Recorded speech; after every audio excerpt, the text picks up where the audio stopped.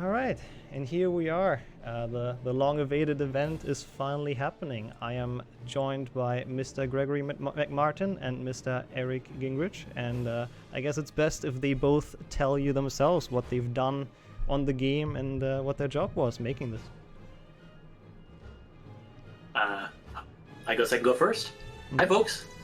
I was lead game designer. I was brought on to work on Chamber of Secrets in particular. I think Eric worked on the first one and the third one, if I'm not mistaken. Eric? Are you Yes, sure? I worked on all three of them. Yeah, Yes. I was doing cutscenes. Yeah, but I designed the game. I mean, I came in and worked with. Luckily, the team had built the first game, so there was all these assets to work with, and so it was an awesome opportunity to work with the team to really make the best game we could. So we sat down and we just worked. I remember reading the book and figuring out, parsing the whole story, figuring out what were the important parts, and then working with the team to basically work out exactly how we're going to tackle, adapting the story to a video game. We wanted to make the best game we possibly could, so worked really, really hard. Dedicated about 10 months of my life or so. It was a really relatively short project, but it went really, really well. And we fired on all cylinders. It was an awesome team. We all worked really well together. It was really quite. I remember one of my favorite memories in the entire video game industry. In fact, is working with the Harry Potter team on that project on Chamber of Secrets. But yeah, I was lead game designer. I mean, I worked to the team to help design the game. I worked with the level designers to design levels. I worked with Eric to help bring and make sure the story and the cutscenes were nicely integrated with the gameplay, and been putting music up to the gameplay to make sure it all fit. I worked on game balancing to make sure that the enemies got more complicated. I mean, pretty much had my fingers in every part of it I could to try to maximize the quality of the game. It was a really fun project. So that's me in a nutshell, the gist of it. Got that right, Eric, approximately? From your perspective? Yeah, no, Been a while. it's funny. We all looked back on this game for many, many years, and we would text each other. The email alias existed for like 5 more years or something, and we would secretly email each other and go, man, I really miss this team and working on this game. So yeah, for me too, it was definitely one of the best game experiences of my career. That's actually really awesome to hear, I have to say. Didn't know it was that of a tight-knit team. That's amazing. And like you guys reunited today, from what I've heard as well, in the voice call after like 10 years. So that's pretty cool as well. Yep, pretty cool.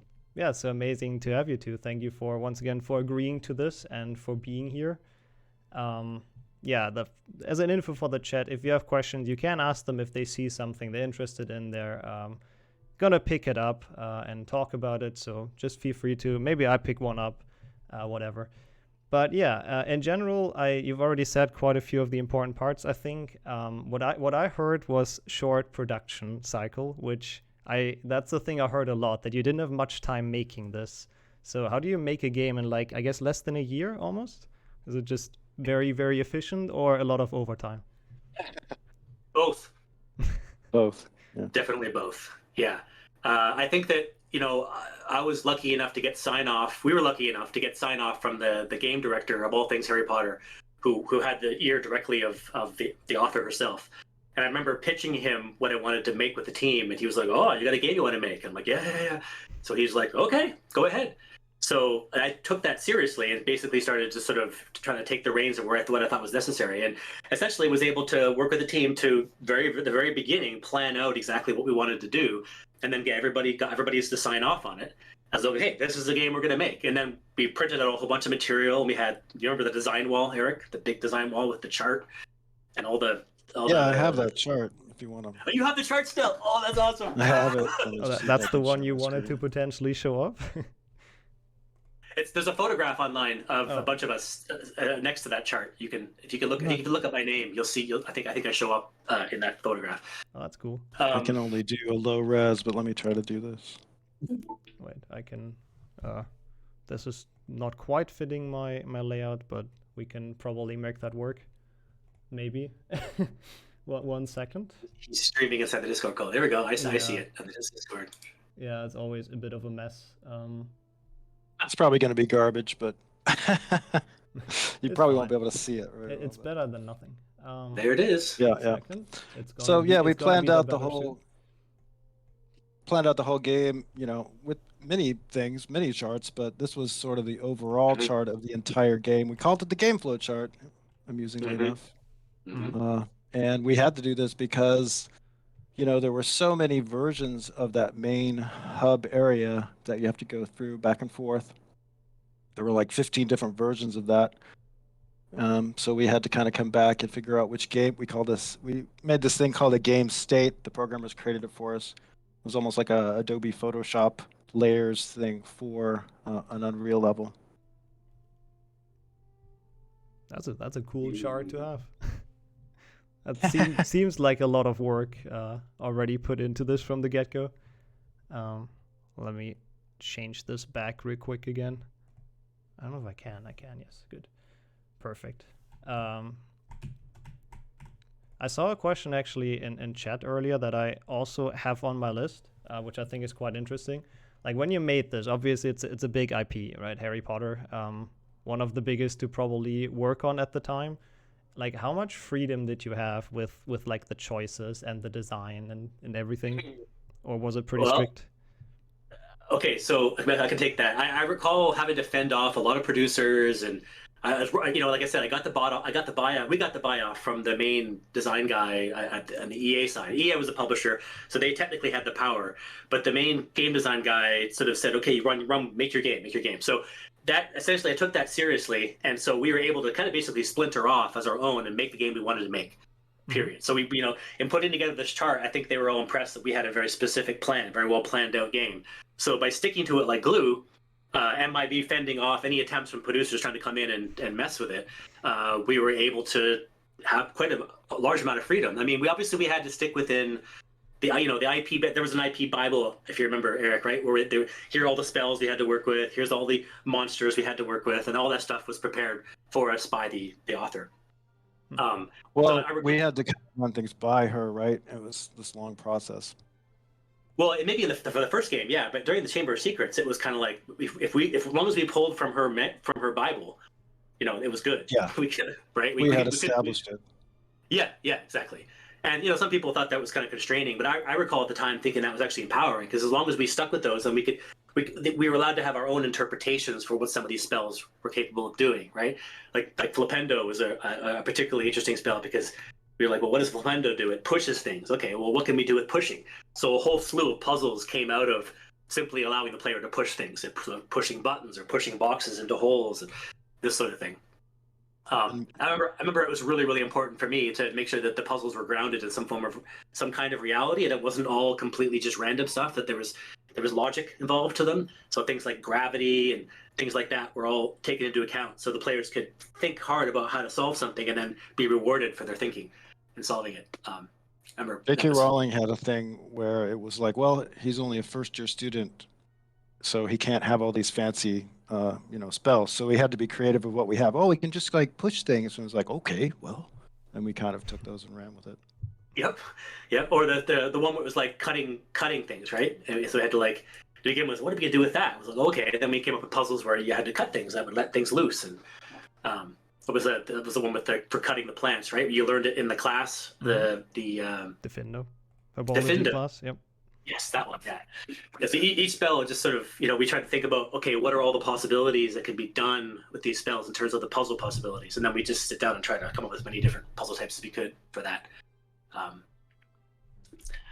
see lots of different comments here. Someone said that someone said Clayman Dell said, Nixo, tell Gregory that I love him. Well, thank you very much. Now I don't have to anymore. Perfect. That's wonderful. Yeah. Okay, go ahead.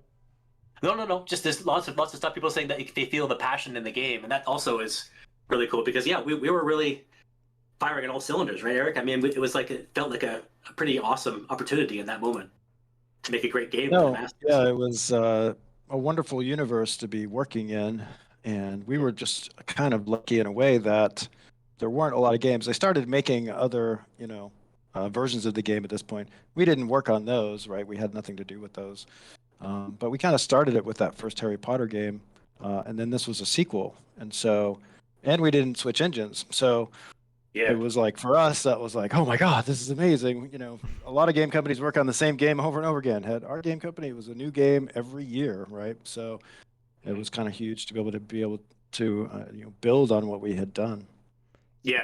I think that was really key. That's really the key to the success. Is the first project, from what I understand, was quite difficult. It was grueling. It was a lot of producers coming down and stuff like that. It was, you guys had to build everything from scratch. You had to build and conceive of and build all of Hogwarts and then all the characters, and that in itself is such a gargantuan amount of work that was already sort of sitting there. So we could then, for the second one, just make great use of all of it and then implement everything in a sort of the way we'd want to. Yeah, there's actually a thing I had on my list as well to ask, because HP1 had the groundwork laid, I guess you can say, but then you also changed and, in my opinion, improved a lot of things from it, like the way the movement works and the spell learning mini games, the Quidditch mini games. So how did you decide on like what to change? Was it like playing the old game and then realizing, this doesn't feel good, and then changing it, or how does the process work? Do you want to try So the first game, on the first game, so think about the time period we're in. How many successful third-person games were there at this point? Not many, right? I mean, I might be misremembering, but basically it was Mario 64. Before Mario 64 came out, I was like, how the hell do we make a third-person 3D game? I don't know how to do it. It's not going to work. Blah, blah, blah. That kind of stuff. So the first game was very much like, how the hell do we do this, right? And we didn't succeed completely. So the controls are terrible, right? Some of that stuff gets changed last minute without us getting anything to say about it. A producer at EA changed the controls, how they worked, and then was like, this is great. And then I came back into play like, oh my God, this is terrible. But, I'm just a cutscene guy. They're not going to listen to me. But we figured it out on Harry Potter 2, I think. Mm-hmm. Yeah, that was really important for me too. I remember sitting down with some of the programmers and getting really into the weeds about like, making sure that, for instance, I remember one specific thing in Harry Potter 1, there was a thing where whenever you put your spell over an object that could have a spell cast on it, like a chest, that you would effectively just sort of see the magical thing appear on the chest at a single spot. Mm-hmm. So regardless of where you were pointing at the chest, it would always be exactly the same spot. And I remember being adamant that it was really important that actually the magic, the potential magic particle effect that's coming up moves with the cursor, right? So as the player is moving their wand around things, that it directly stays in line with where their mouse is, or the controller, or whatever. And I thought it was really important to me. So that's an example of like, I really wanted the game to be fun for anybody that wanted to play a third-person action-adventure game, like that, Harry Potter or not, right? That was super important for me. And that's like one of the things that I remember about our reviews, Eric. I don't remember this, but one of my favorite reviews of our game was one that compared us to American McGee's Alice, which at the time was kind of the state-of-the-art third-person action-adventure. And I was like, if you like that, this is like the closest thing there is to that. And I was like, yes, we did it. Yeah. Yeah, no, we won IGN Adventure Game of the Year, which was pretty freaking cool. Because at that point, those guys did not like kids games, right? And they were just diss on every game we made, right? And that was just the vibe of the industry. It was, we were all, kids or whatever making games, and we, the games that we played were hard, and when those reviewers would play our games, they were like, this game's ridiculous, So this was one of the first sort of crossover games that, also appealed to some of the hardcore gamers, I guess. Yeah, I'd say it has some hard sections, for sure. There's a question here from Logan Barry Lowe. It says, question for Eric and Gregory. Do you guys love the Harry Potter soundtrack as much as we do? Hell yes. Oh, my God, yeah. Absolutely. We were so lucky to be able to work with Jeremy. I love the very end, when the cutscene of when the dragon dies, and it's all slow mo and the music's all big and operatic, and it's like I think the music's a big chunk of the magic of the whole experience. Absolutely, it's part of the immersion and really making you feel like you're part of the world. And I think he did an unbelievable job of making it almost feel like you're in the John Williams-esque Harry Potter universe. Like he's capable of writing like Williams, yet still it's his own style. So I'm a huge fan of the soundtrack, and it was just a wonder to be able to work with those. Yeah, we would just sit there and listen to it, right? So as he wrote it, we would listen to it, and then the first version was like synthesizer version, which still sounded amazing, right? But then they got recorded with like the Prague Orchestra or something, and then it was like, oh my God, this is amazing. We would just sit there and listen to it, and then choose pieces for different parts of the game that we were making at the time. Yeah, whatever fit best to what was in our cutscenes and what was in the story in the game. Yeah, it was awesome to be able to have that kind of creative freedom. It really was. It felt like we were in a zone, an absolute amazing zone. And it's so gratifying. I don't know. It must be for you too, Eric, to see all these people still playing it after all this time, and people still talking about it. And Yeah. it's just No, incredible. I had no idea that this was actually going on at all. So this is a complete new thing for me. Like, You know, is it you can before get like today kind of thing, Eric? no, Really? today, like literally, like you messaged me, and I was like, "What?" And I was like, Oh, "I don't know, maybe." And then I went on and looked at what you were doing, and I was like, "Holy shit, this is like so cool." It's funny because we end up kind of bitter after making these games, right? And we're like, God damn it, we poured yeah. our heart into this thing, and nobody cares, blah blah blah. And literally They back do though. then, there was no way to have Yeah, this conversation with anyone. So yeah, I personally have never yeah. had this conversation with anyone. I've never had any fan feedback of any kind whatsoever. So this Wow. is pretty cool, guys. Thanks. I Oh mean, man, yeah. This is one of the reasons why I immediately thought of you, and I wish we could pull other people in too, because the whole team needs to know No, we how much should. Yeah, our game's been we should do loved, this because with it's other people crazy. too. we Yeah. can redo this Yeah, for sure. Another day. Yeah, that's amazing to hear, though. I mean, we're the ones who have to thank, though, that you made those games in the first place. But Harry Potter community, both like speedrunning and also the modding one, I'd say is pretty active right now. Like people are building their own level, also quite frequently. Which people are modding our game big time, Eric. yeah, Yeah. pretty much. Like That's there's amazing. anything you can think of. I had no idea. And actually, one thing that I hear from people that mod their own or do their own maps is always how difficult the cutscenes are, which is quite funny.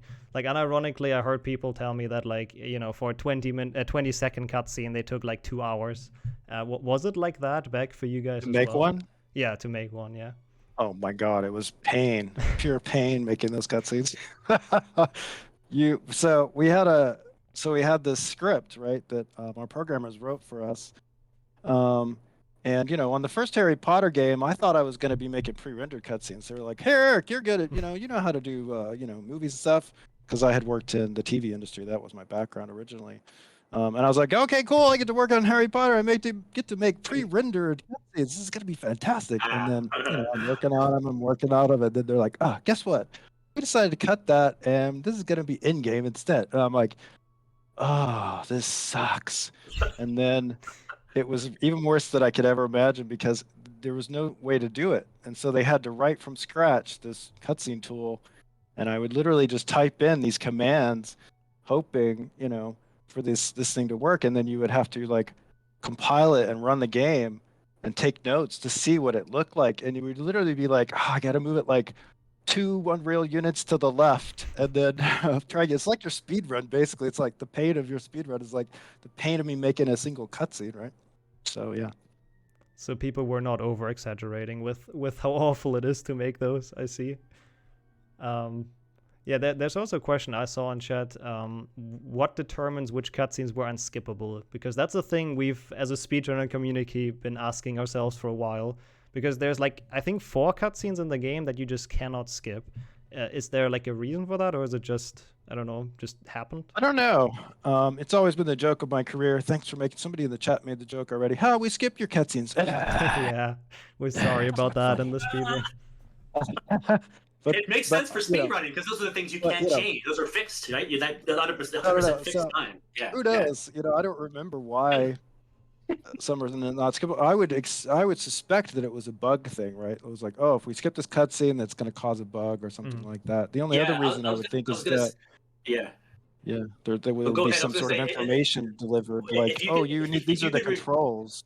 Yeah, maybe if you could reveal which cutscenes are unskippable, Eric and I might be able to then clue in as to why. Because we might know what. Yep, so there's, for example, the one, and I think those are probably connected, when you enter the Slytherin common room, so when you open, like, the door for it, and also when Harry enters Dumbledore's office, where also there's, like, the gargoyle opening. So it might be something with, like, there were some moving bugs. objects.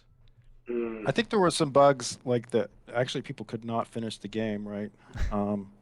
Because of some cutscene in the Slytherin common room, right?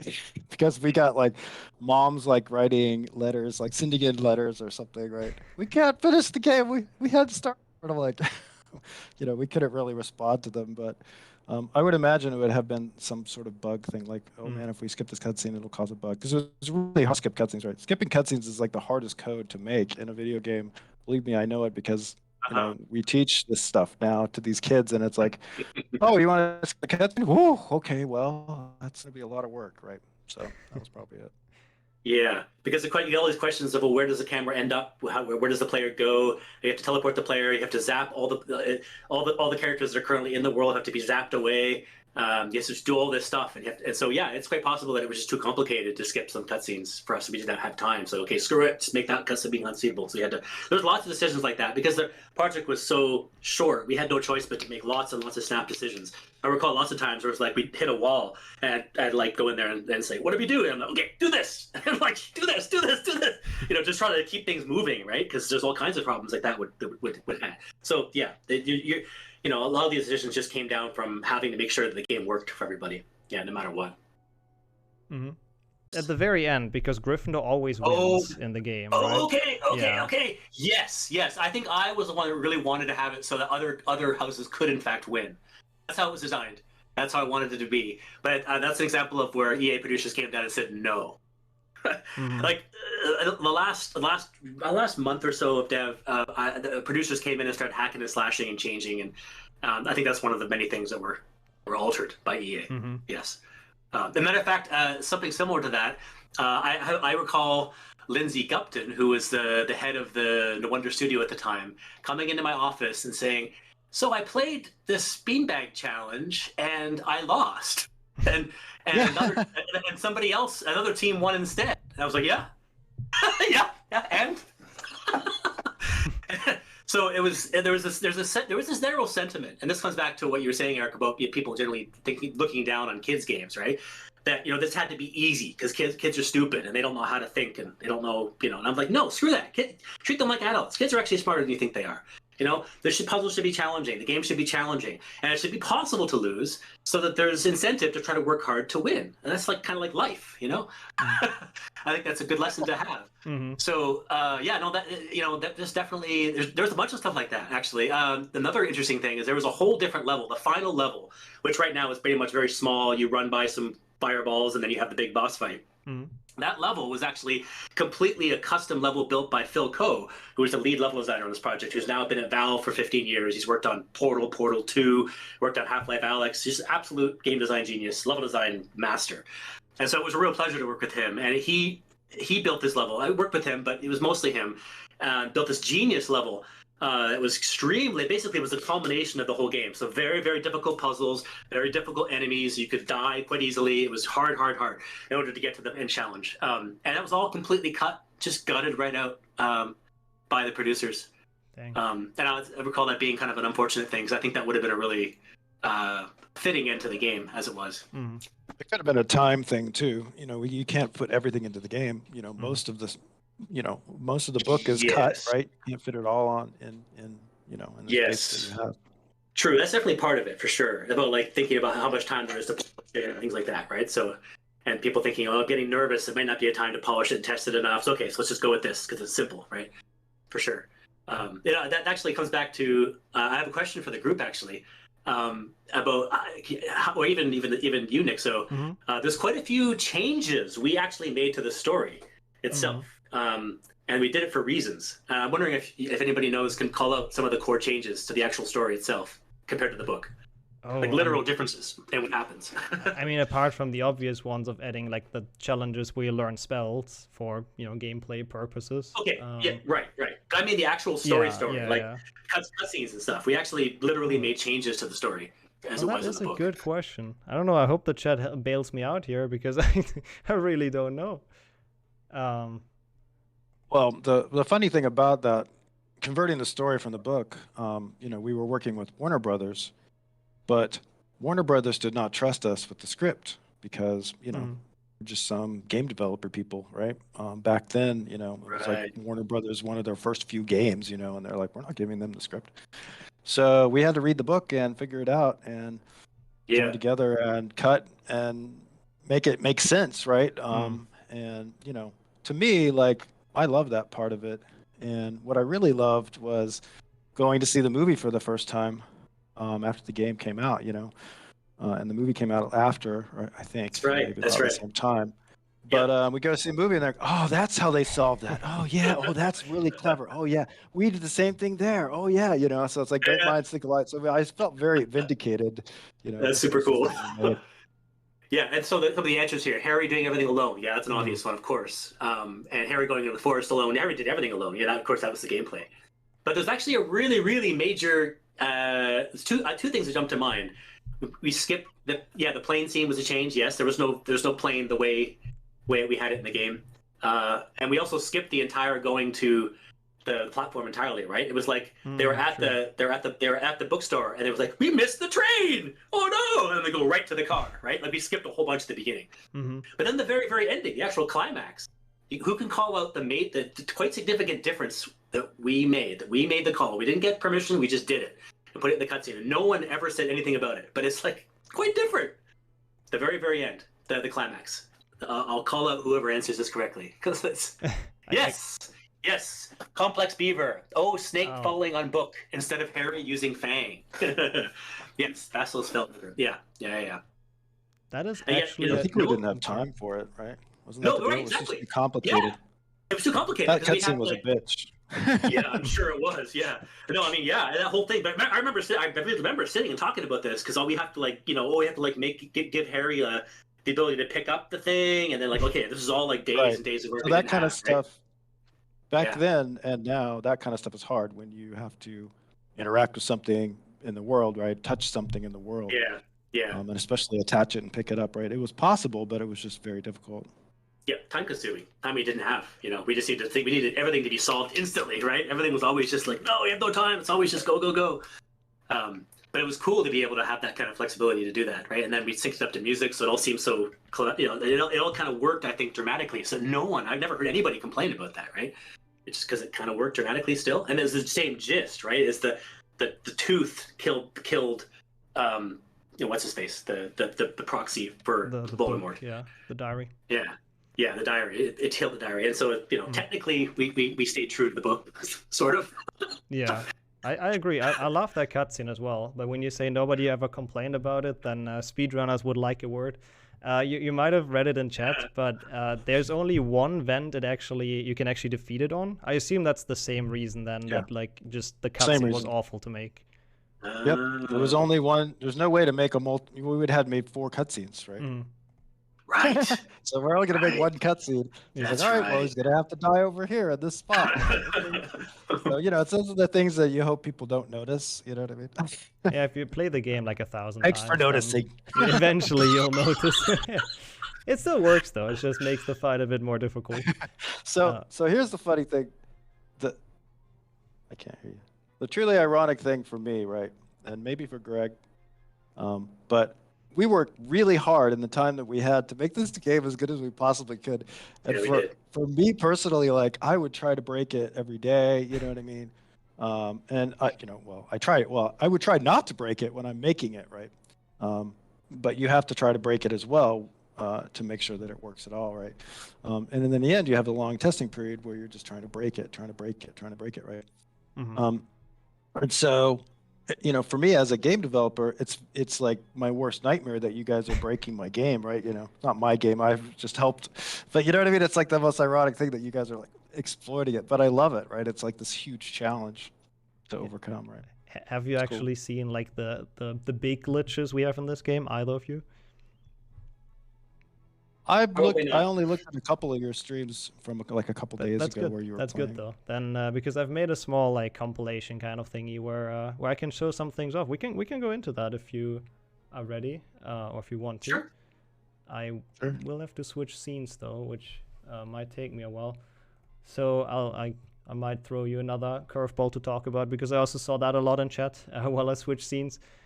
Talking about the cutscenes, there's one thing every speedrunner also wants to know, and it's the beginning cutscene, where Harry gets like taken from the Dursleys, right, with the car, and there is a Hagrid lurking behind the fence, and we're not sure why he's there because he's not supposed to be in the cutscene, and I wonder if that has a story. Is there a shot? Do you have a shot of it? I don't know. I can probably. He's just kind of standing there. He's not doing anything, but from that reaction, I guess it was not an intended thing. I mean, it's been 20 years since I Mhm. worked on that. Mm. But basically, you would have one of the reasons that might be the case. It might be a joke that somebody did, right? So there were a ton of Easter eggs in that game, right? Which I'm not going to remember all of them. But one of the things we would have to do is, and you might have found this room, but there's like a room with like everyone standing around in it, Yep. off to the side, like in the in the main hub. And that's because those people had to be spawned in and ready to go whenever we needed them for a cutscene. So there's just kind of weird stuff like that you had to do. Mhm. Yeah, We the called it the staging green room. room. Or you call it the green room?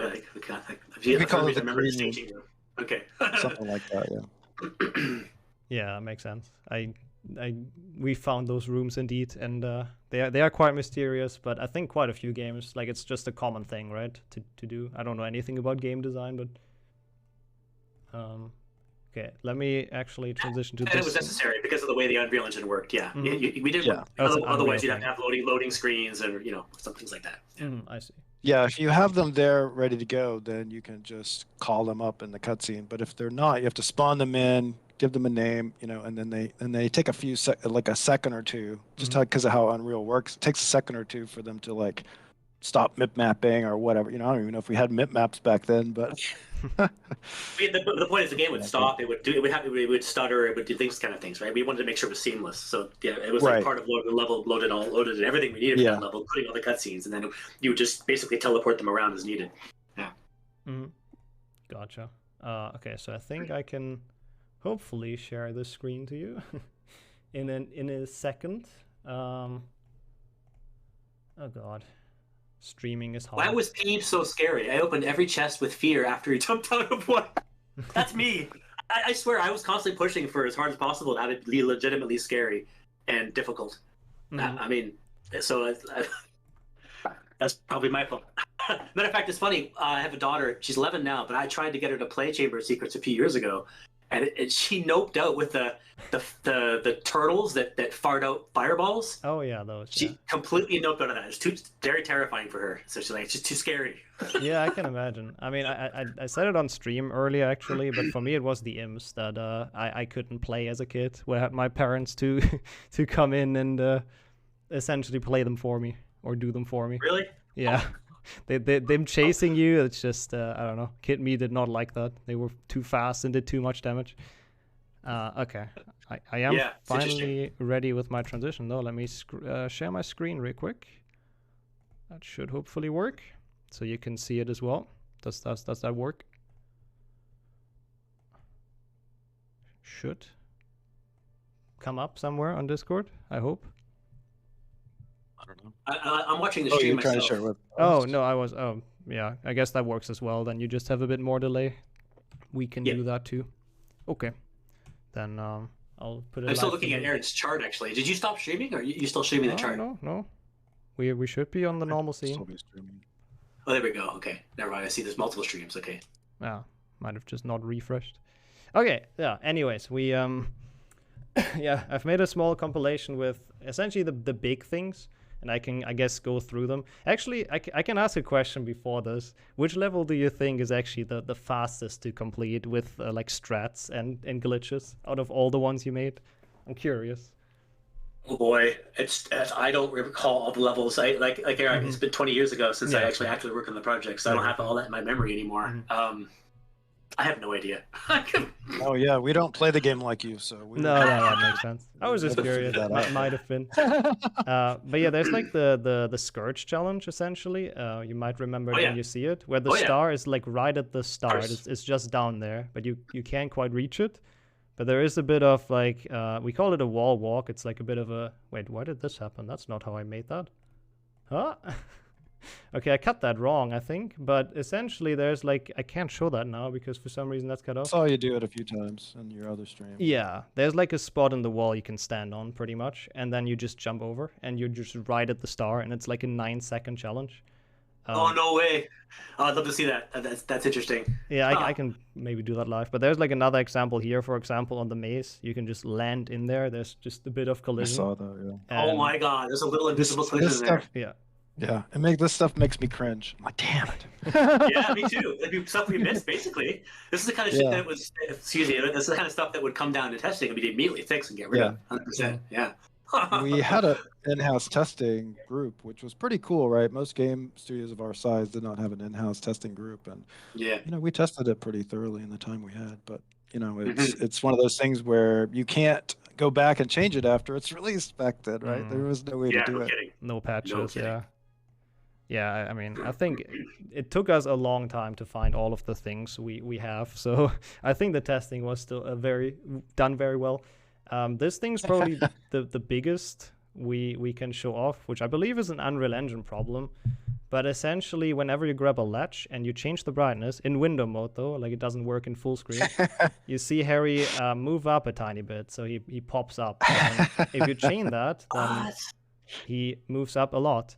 And if you chain that with reloading the game, so we bind F2 to the shortcut, and then while you press it in the game, then you can essentially fly up as much as you want. So now I press F2, and then, yeah, that's the Willow level. I know why that is. I know why that is. That's because the game is still simulating in the background while you're going into the menu. So if Harry's in mid-movement, it'll keep moving. You're in the menu just a little, and then that's why. That makes sense. You're right that it was an Unreal Engine thing, but it's something we could have gotten around and fixed. Once again, had it been pointed out to us. Yeah, it's pretty specific. So hilarious. I know that other Unreal Engine games have it as well. For example, Brother Bear, which I believe is also a No Wonder game. So yeah, we worked on that. Yeah, we made that as well. Nice. Yeah, so we probably used the same menu code. It's used in a couple of games. Yeah, especially strong and like level like this, we just have to go up, obviously. Can you do it in Lemony Snicket? Oh, that's a good question, actually. I don't think so, but I'm not entirely sure. It's been a while since I've seen that run. Oh yeah, this one's probably going to be frustrating, especially if the cutscene was annoying to make. But there is the Dumbledore cutscene, which is one of the unskippable ones, which just triggers here. But we can use the momentum of the staircase and actually jump around that. So we never trigger that. So that saves 2 minutes. Oh, wow. And if you jump back, you have a funny side effect with the cutscene. And McGonagall falls down.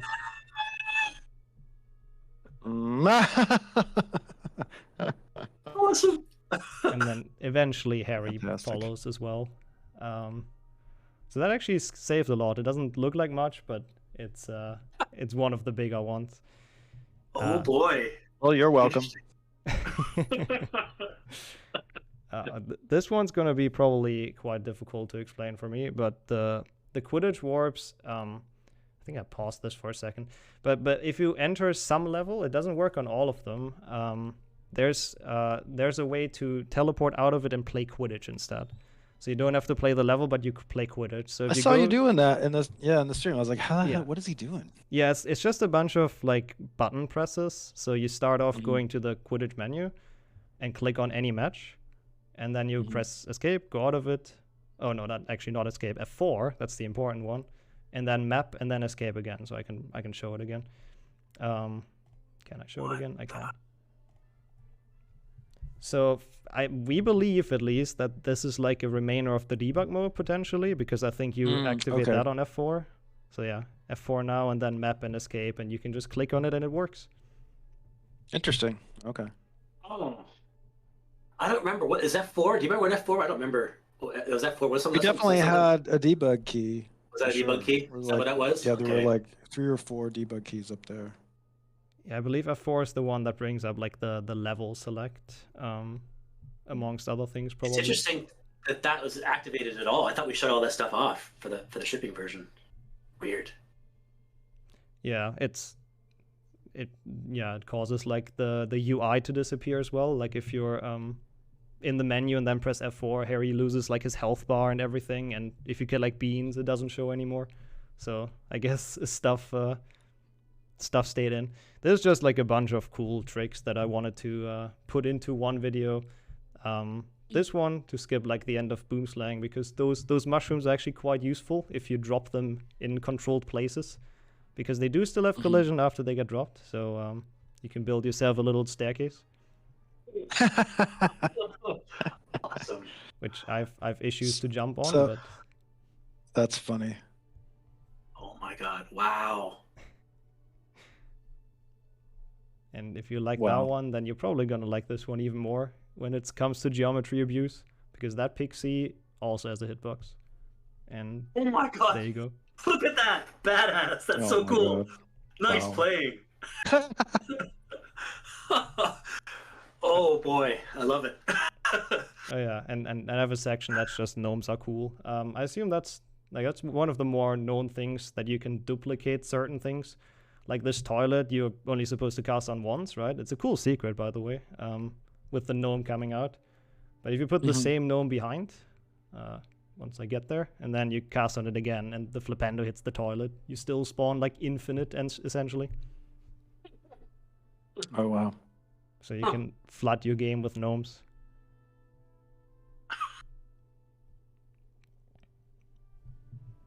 This is awesome. And Needs a do once.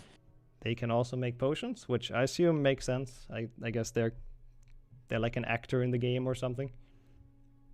So if you throw them at a cauldron, they just make the potions for you, no matter how far away you are. Okay. Wow. Say that again. You're throwing the ingredients at the cauldron? You throw the gnome, like if you just Oh, the gnome. no matter where you are, and once it hits, the ingredients go in. Oh, weird. So I guess nobody ever. The cauldron must just Nobody ever accept threw just a a gnome. collision. It must be that the Yeah. cauldron's like when touched, then take out ingredients. And we didn't say when player touched. We just said when touched. This is Probably. funny because That's awesome. even to this day, as I'm teaching kids, we still use Unreal, right? And there's these commands in Unreal for doing things once and for not accepting any, collision except for, Yeah. the main Yep. character. And this is obviously like we just didn't do that part, right? No. Yep. Nope. Just like when collide, take potion ingredients, make potions. Oh, that's Great. funny. It causes some cool things. With potions, there's actually more as well. When you're trying to make them with Harry this time, we have to wait a second.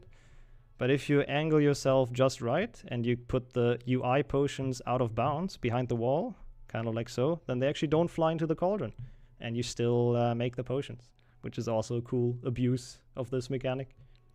So we still have like all 20 ingredients. What the? You're saying only if you go behind it? Yeah, it's like the way I understand it, like the ingredients, the UI has to be behind a wall, like out of bounds. Like right now, it's essentially behind the wall, so I think the wall blocks it. That's from not it. flying. That's not it. That's definitely not it. No. Totally unrelated. That's not it. It's something else. I'm very curious to know what that is, though. Same, You got me same, curious. I want to dive in and find out what that bug is. That's really interesting. Then Oh, I that's guess so cool. our solution was entirely wrong. But I'm curious what causes this then. Yeah. Huh. Wacko.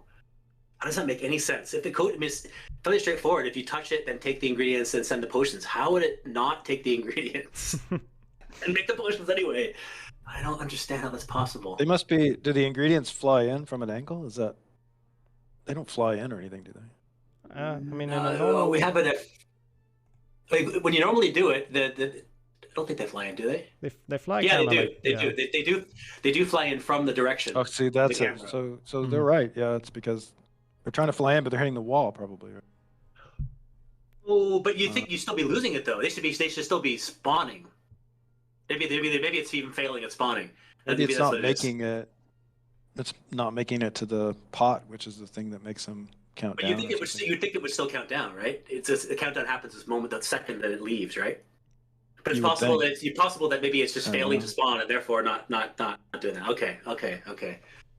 Yeah, okay. We need to get some.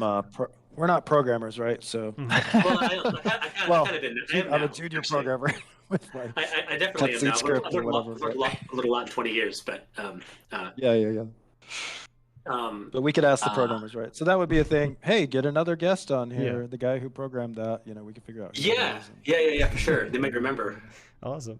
I'm very down for that. But you are right. Okay, it's a good point. The fact that we do spawn the thing from the camera at that location where the thing is, it probably does have something to do with that. That it's trying to spawn the object outside the bounds and it's saying nope, can't spawn it. And because it's not spawning it, it's not counting down the counter. So yeah, that makes sense. Mm-hmm. Yeah. More things as well. There's actually a couple gnomes you can stand on. I think usually on default you bounce off them, But in the Bicon level, you can actually stand on it, and it's quite good to go through objects. It's not really fast, but it's just a cool thing to do, because he can push you through stuff like doors and other like thin walls that don't kill you. Oh, wow. So that's a neat one. How did you do that? Because you have an object, you're holding an object, and that somehow no, allows you to... we're just on his head, so we're standing like on top of his head, and if he moves, like he can push you through. So he moves in like circles. I see. That makes sense. Yeah, you're just cheating the collision system because you're because of the code that has you moving because of him. Yeah, clever. Wow, this is so neat. It's actually only used in a category where the goal is to beat the game in as little spellcast as possible. So for that, we need to do stuff like that. This thing. I know the entire chat pretty much wants to ask about that. There is like a leftover like debug command, which is set hairy fatness to whatever you want. So you can make him like very, very thick, for example. And yeah, we were always wondering, where does this come in handy in the game? Like, why is this here? That is an Easter egg. 100% Easter egg. There's an Easter egg. Yeah. There were a bunch of them. Do you remember, Eric, the one where it allows you to basically pull out a shotgun and start blasting creatures? Like the Doom mode? Do you remember that? Is it this one where if you jump, it sets off all the triggers? Everything next to you? Yeah, exactly. So that was that one. And then there was a different one where you're super tall and skinny. And then maybe a couple more. But do you remember that one, Eric? I'm talking about? No, it's just the Doom one, the Doom mode one, where you blast creature. You don't remember that? I thought a bunch of us snuck it in. I don't know if anybody's I don't remember that. Okay. So it's just like basically it turns your wand into a literal gun. You just walk around blasting enemies. Like that sounds great. And they tried to take all that stuff out, right? You know, we put tons of stuff in there. It might have gotten taken out at the end there. Yeah. We had things where Harry Potter would catch on fire and scream, and that's still in the first one. Pretty terrible things, to be honest. Yeah, I'm pretty sure that's still in the first one. I think. Is it? Still, I still in there? So, yeah. Wow. Sorry. Well, it's fun to discover those, like all those years later. That's the end of my glitch showcase. I think. You talked about Easter eggs, though. Is there any that you put in about yourself? Because I'm pretty sure the PlayStation 1 devs put themselves as like paintings into the game. Is there anything like that for this game? Yeah, we did that. We did? It might be the first game. This one has the portraits, or is it the first game that has the portraits? I mean, both kind of have portraits. So my portrait that you see, I don't know if you can tell, but like me, the portrait I chose for my Twitch guy, that's the portrait from me in the game. Oh, that's cool. Just a way for you to look at it. But I don't know. Can we showcase that somewhere? I don't remember that. It must have been for the first game. That must have been the first game, Eric. I don't remember that at all. I don't think we had portraits. Yeah, maybe it was the first game. Second one. Yeah. Oh yeah, there's actually off the top of my head, I don't remember. There's actually a clip sent of the very first thing that I cut together weirdly. Yeah, very true. If there's still interest in showing that off very quick. So let me re-share my screen. And I have to probably do that on stream as well.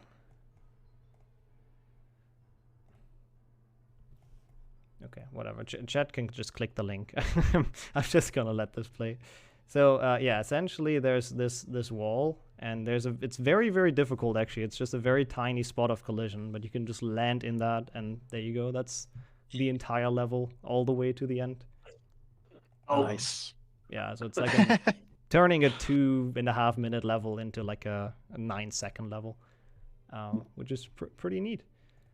All right. I'm glad you like the glitches though. That's cool to see. This is what happens when you test the crap out of a game for ridiculous amounts. You're finding all the little edge case bugs that we just weren't able to find with the time we had, basically. So in the fun thing in the first game,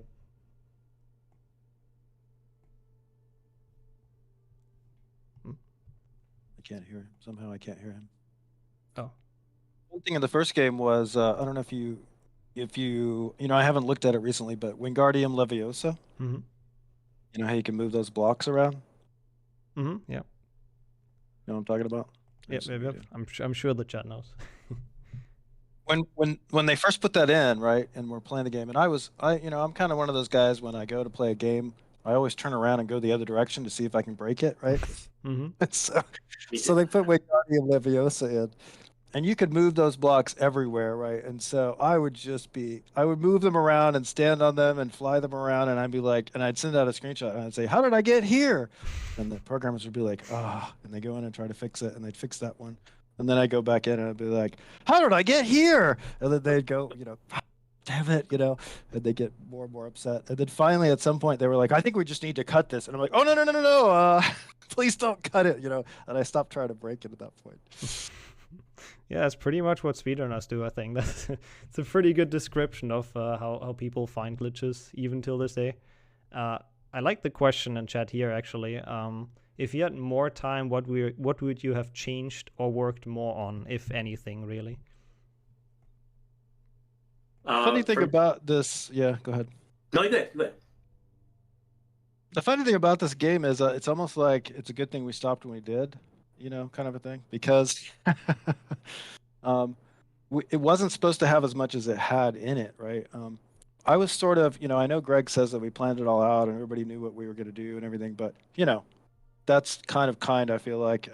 I was actually doing a ton of shit behind the scenes that nobody really knew I was doing. I was trying to make Grand Theft Auto Harry Potter, right? So I'm the one who kind of, I don't know if I thought of it or whatever, but I just kept making it, right? Having all the different modes in the hub and being able to go around and have people lead you around to different things and everything.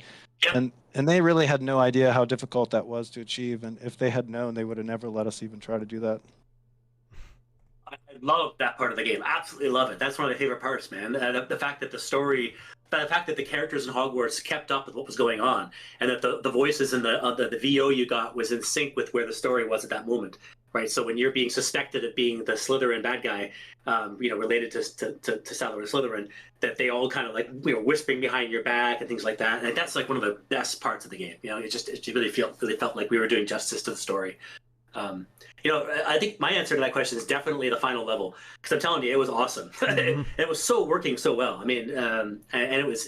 I think it would have been a fantastic crowning moment for the game. So I would have liked another couple weeks to do that. And also, we had the original concept behind the intro sequence with the car flying with the plane. That was actually originally going to be playable. Oh, yeah, we did. Eric. Yeah, we had. Yeah, we had that. No. That's another sad moment.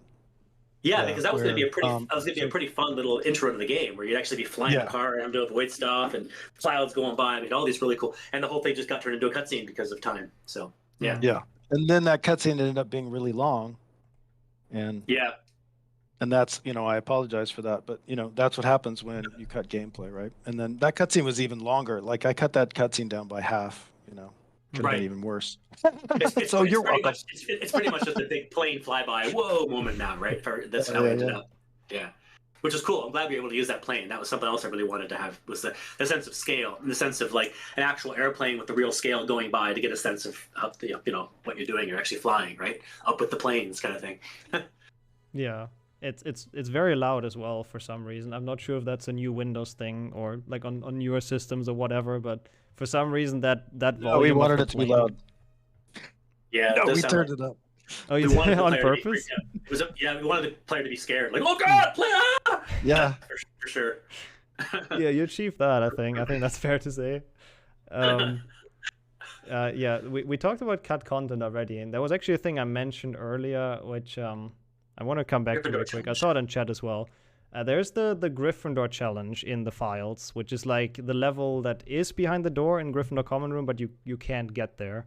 And I heard it was supposed to be like a promotion for like Pepsi or Coca-Cola or something like that. Is there the full story behind that? Okay, I do recall this. It was going to be a free demo, and actually I recall Phil Cole and I sitting down to design that level. And we had a concept for a level that was a section of Hogwarts where the level would be entirely upside down. So you'd be walking on the ceiling, and the floor would be the ceiling, and that there'd be puzzles involving that, where you'd have to interact with things that are on the ceiling, and fly up and be a combination of multiple spells. It was going to be quite this thing. But I recall the people involved in the promo and everything looked at what we were doing and said, "What? Like they wanted something really, really simple, and we were going way over the top because this was one of the last levels we worked on. So Phil and I had all the experience of all the levels in the game pretty much being there already. So we were like, okay, let's really put our heads together and make the coolest level for this, right? We thought it was a good idea at the time, but I can understand now why the marketing peeps maybe didn't go for it, because it was once again new gameplay, new stuff, right? That so not particularly indicative of the whole game per se, but it was interesting for us to try to build it. So I'm pretty certain that's what Gryffindor Challenge was going to be. Yeah, it's going to be this. Yeah, that sounds really cool. Actually, that's a level I would have loved to see actually, but oh well. Obviously the time constraints are a thing.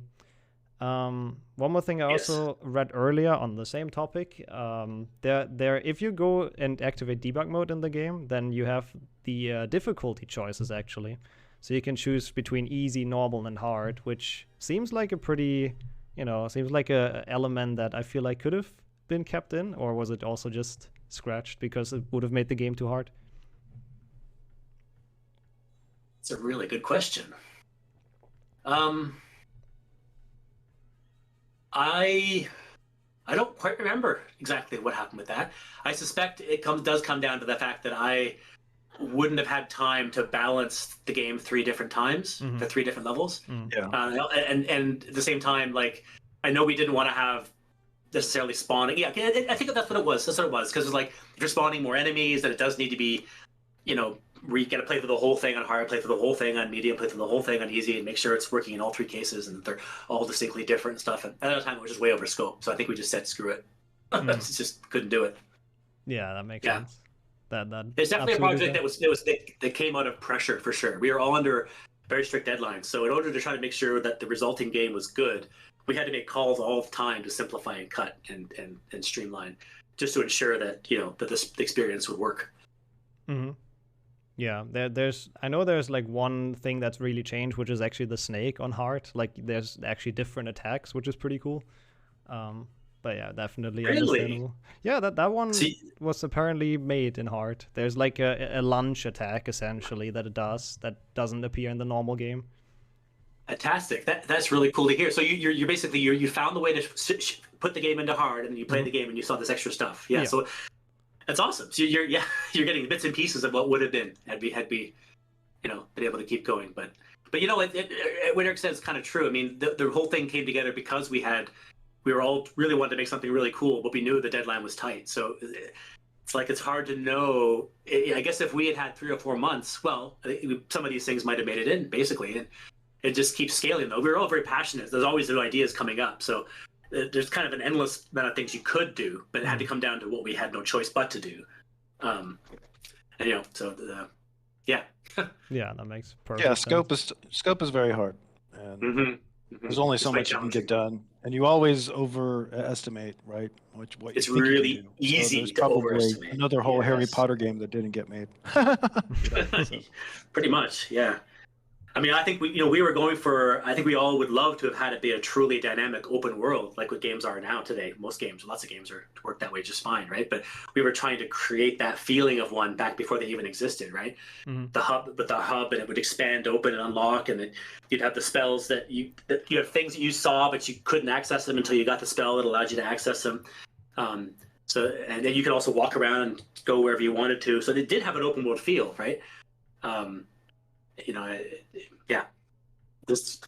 Yeah, I mean the open world, I think for me as a kid it was very amazing. I can tell you that much. So even that open world, it was mind-blowing back then for me. I like this question as well, since we're on it for a while and I don't want to strain your time too much. But as a final one, maybe what is your favorite spell in the game? I think that's actually a pretty good one if you do remember them well enough. Flipendo for me. It's my favorite spell for sure. Flipendo. All the different ways you push things, how that was used everywhere. For me, I think that was the most ubiquitous spell. The other ones all had their place for sure. But that's my answer. What about you, Eric? What's your favorite spell?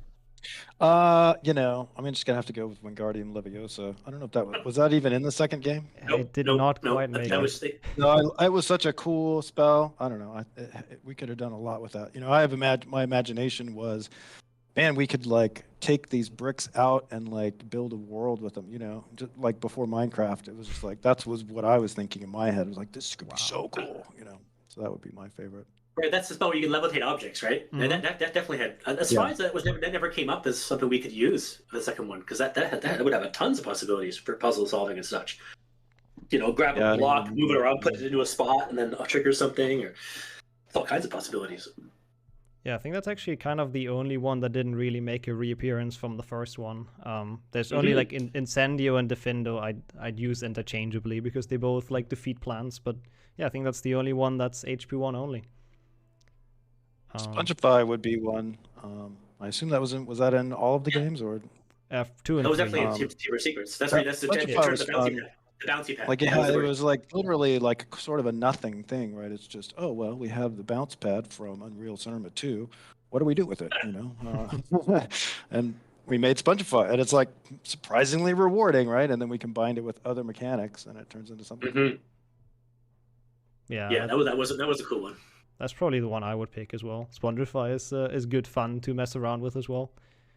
Okay, let's. I'll give it a second favorite for sure. Yeah. Okay, let's do this question as well. Still, as the final one, sure. maybe. The one, because that's also a thing, probably more for Eric. But they changed Flipendo to Depulso in HP3. And that's a thing, because it was such an iconic spell. Do you know why that decision was made? And they cut Flipendo when that game came out? No, I have no memory of that. Sorry. No, that's totally fair. Would have been interesting as a I could background. probably go figure it out. I didn't even know this. I never even played the third game. To be honest. So they played the third game. I should. So you're saying that they changed the name of it, so it had the same functionality, it still pushed things, but it was called something different? It was called Depulso afterwards, and it was also like pushing buttons and pushing stuff around, and so pretty much might have been. Maybe it Weird. was that whole, now we're in the third year thing, so we need a better spell. Maybe it might have been that thing. Yeah, like that more could be. That's the same thing. That's so lame. It's just I don't know. Yeah. At least you didn't have a spell challenge to learn it. It just you just got it at the start, so I guess it was fine. Yeah, but I think as long as you don't have any more questions you want to pick out from chat, I'd happily answer anyone's. If I'm flying by pretty quick. How many people are here? How many people are watching this? That's a good question. I am not entirely sure. But it's been quite the event, I think, for HP speedrunning. People have been looking forward to this quite a bit. That's really cool. It's fantastic to see that video of all the ways you've exploited our game. That's wonderful. Wonderful. Yeah. I'm glad to hear. You guys are not mad. That's good. Exact opposite. No, never would have imagined that people would still be playing this game after all these years. Isn't it amazing? It's mind-blowing, isn't it? Yeah. Blows my mind. That's really cool. Thanks for the opportunity, Nick. So it was wonderful. And wonderful to meet all of you, to see all of you. Yeah. Thanks for playing. After all these years, seriously, it utterly blows my mind. I was actually out with somebody at a local indie game gathering, and I had to mention that I worked on this project. And she said, I got why? It's like, that's my favorite game ever. Someone just completely flipped out on me, saying how that was their favorite game ever of their childhood, and then she walked up and told her boyfriend and was all excited because she wanted to prove that it was the only game that she said her boyfriend had to play. This was Chamber of Secrets. I'm not joking. It's like, oh my god, whoa. Couldn't believe it. Yeah, the game has quite a fan base.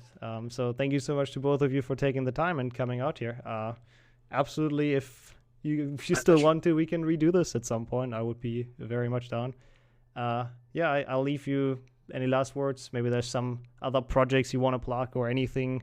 Absolutely feel free to.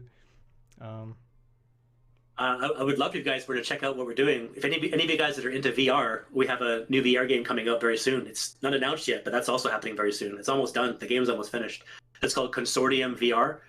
If you go to Interdimensional Games or idgi1.ca, that's our website. We're a small indie game company, but very, very proud of what we have coming up. Basically, VR interactive cinema. So it's heavy into it's a sci-fi interactive narrative experience. where you get to actually talk your lines, talk directly to NPCs, and then the story evolves itself around your choices and decisions. We're really proud of it, and it'd be really cool if you guys were to check us out.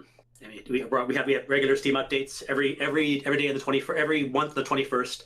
You can go to our current games on Steam, Consortium and Consortium the Tower, and you can keep up with our updates. And yeah, there's my plug. Yeah, no, that sounds really great indeed. So go and support chat. Cool. Thank you. Yeah. Eric, it was awesome to talk to you again, man. Really good. Yeah. No, and my plug would be Ringling College of Art and Design in Sarasota, Florida. Sunny Sarasota, Florida. Nice. Beautiful white sand beaches. And you can have me as your game design instructor. We have a game art major and we have a VR major as well. So nice. There you go. Yeah, that's very cool. If people live in the area, I know there's my audience is actually mostly American, I think, looking at the stats. So there might be some people nearby. Yeah, I think that's gonna be it from us for now. So thank you so much, everyone, for watching and hanging out. Yeah, really insane seeing that many people. Once I can only repeat myself, thanks to both of you for joining in, taking part in this. One final question. Before this interview, when did Gregory and Eric last talk to each other? A decade ago at Game Developers Conference. Yeah, which is so cool, actually. I'm glad to see this reunion as well. Me too. Wonderful. Yeah, so have a good rest of your day, chat, or a good rest of your night. I don't know what the time zones are. You too. Take care, stay healthy, everyone, and see everyone around. Bye-bye. Bye-bye. Cheers. Bye.